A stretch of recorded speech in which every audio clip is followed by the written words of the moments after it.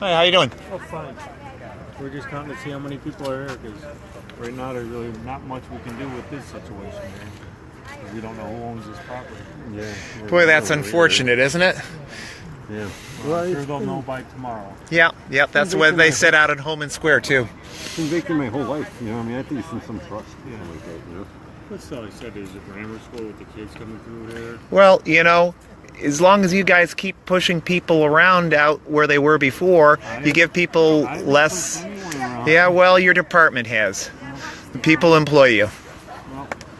And that's the problem, is that people need a place to go.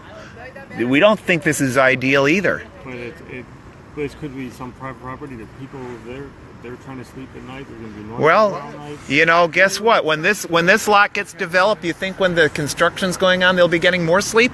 Well, They ever lived through construction? The city of Chicago owns a lot of empty lots also. Besides, if they don't want to build homes, they could have empty lots. But, you know, it's being squeezed. We know what's going on. And it's just, people can't just disappear themselves. This is a pilot program for the tiny homes pilot program.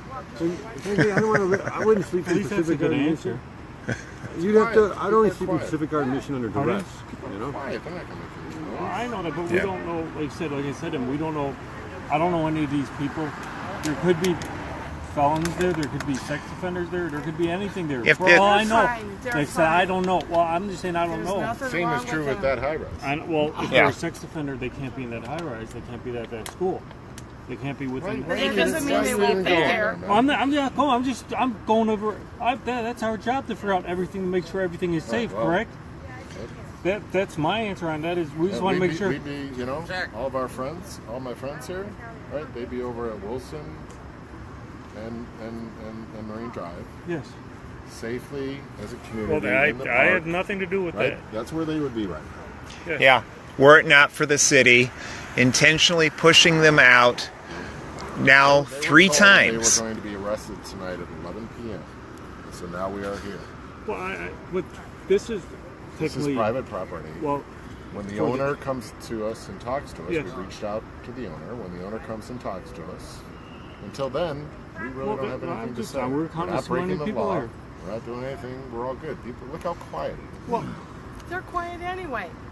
Well, don't stigmatize them because they don't have a place to live. Did I stigmatize anyone? Yes. Yes, you did. How did I do Absolutely. That? By saying that there are criminals in here. I said there could be. There could be. We could all be criminals. You could be a criminal. Could be. There certainly has been a history of that in the Chicago Police Department. Well, I take offense to that, and I could say you're a criminal. And yeah. Did I say that? Yeah. Well, I've been arrested before. I know yeah. You have. I know who you are. You see, the thing is that if you really don't want them here, make sure they've got decent, safe, affordable housing. Yeah. That's your job, my job, everyone's job. There's nothing I can do about that. The city isn't doing it. I have nothing to do with the city, do I? I work for the city.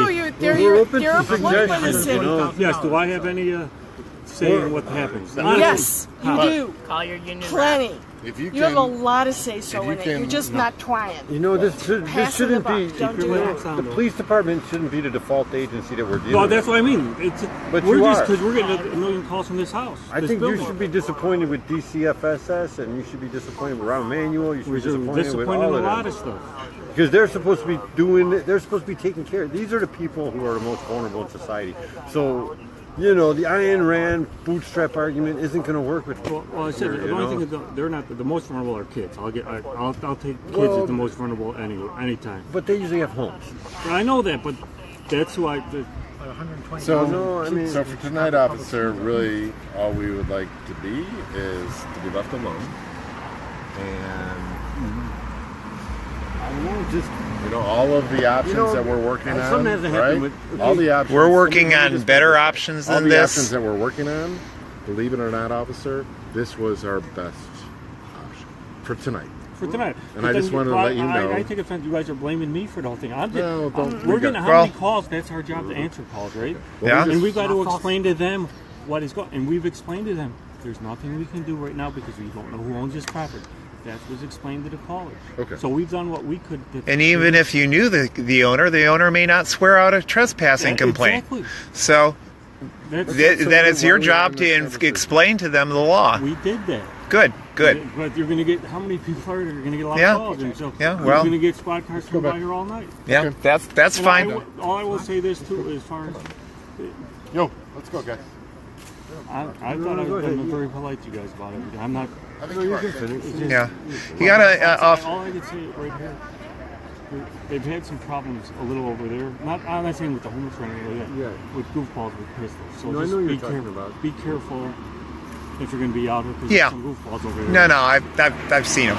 So I just don't want no one to get robbed or run over. Yeah. As you see, Yeah. I put in all this stuff the other day, like yesterday, because all the lights are out on our guy. Yeah. The city lights, which I put in a request to get those fixed. But Yeah, but you know the root cause. You know why this is happening. Okay, just to give you a quick synopsis, there were people sleeping under the bridge for years before 2011, but they were rough, right?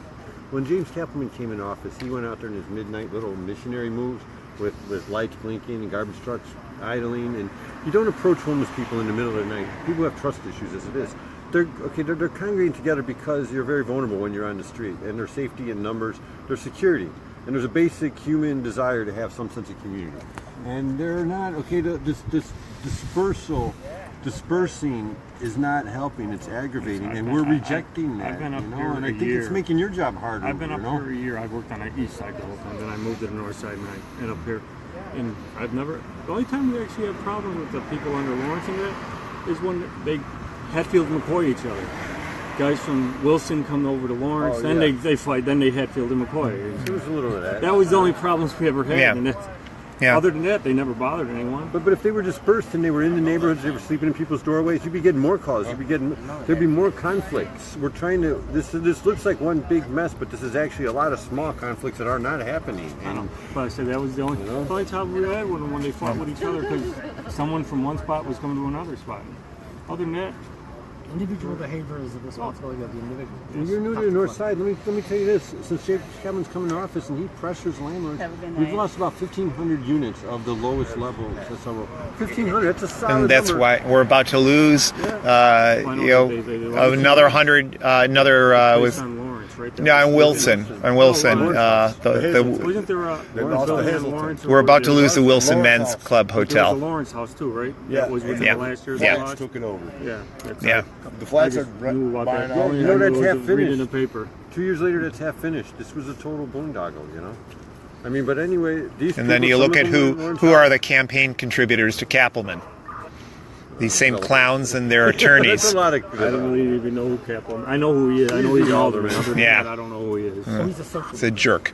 I don't. Well, look at it this way. He's the guy who goes to the CAPS meeting and tells how much he loves the cops, but you guys didn't endorse him. Your union didn't endorse him last time because he's a pain in the ass. Because he's making you guys do things you didn't become cops to do. You didn't become a police officer to push homeless people around. You know, nobody becomes a police officer because you know what I want to do. I want to keep those homeless people moving. You know, They were under the bridges. As long as they didn't bother anyone, then it. we're trying But to that deal was with the this, issue you why know? we had to move from the bridges because everybody was saying that we were bothering people. Well, But I saw DCFS. Was that right? Whatever it is, you know, the people who are supposed to handle this situation, the city agency, and it's not the police department. And she got up there and said this all went smoothly. You know, nothing went smoothly here. I mean, a prison is run smoothly, but it's still not a smooth place to be. well, I think it's got to be said that this city has got a conscious policy. The mayor's got a conscious policy of destroying affordable housing because part of his base is the real estate industry. If you destroy affordable housing, it means many more people chasing housing. Rents go up, people get more profits. This has been a conscious policy. It's no accident that the Chicago Housing Authority has got a $450 million They surplus. see me in a white shirt and they see me talking about himself. They're just concerned about. No, they're concerned to make sure I'm okay. I just said. What about if we're okay? We're okay. Not us. But you know, it'd be nice to get a full court press. You see how he's like, okay, full court press for Star Wars Museum, full court press now for Amazon, full court. How about just a dinky ass tenth of a court press for homeless? Because there's really 0-0. Well, especially when you've got $450 million sitting in the CHA budget. It's a scam.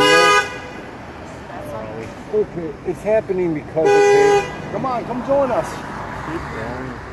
Come join us. Basically, CHA went through their renaissance. Remember that? The Renaissance, not to be confused with Leonardo da Vinci. Remember that, the Renaissance thing? Well, about 100 and some, was it 100,000 people moved out, and now they have a right of return. Only I laugh about that is, I said that was before my time, like where the Taylor homes are. They said it was one of the worst spots in the world, 35th and State. Now there's a Starbucks. So there is a Starbucks. Well, the people are gone. Well, the no, thing I is, said that, but that the city came in and changed things how they wanted. I'm not sure. The thing is, they don't want to spend the $450 million because some of those families have a right of return. They're out in Robbins, they're out in Bellwood, they're out in these crazy suburbs with no services. So we're keeping them out. Rahm wants people to keep going in that direction. He doesn't want anybody coming back. So we're holding this money till, I guess, it goes back to the feds. And now here we are. So we can't do anything new for anybody who's homeless now because we're trying to keep the people out of the city. I mean, this is how ridiculous it is. People talk about Trump and how evil Trump. You know what? But Trump isn't doing this. This is the Democratic Party. And that's what's so absurd.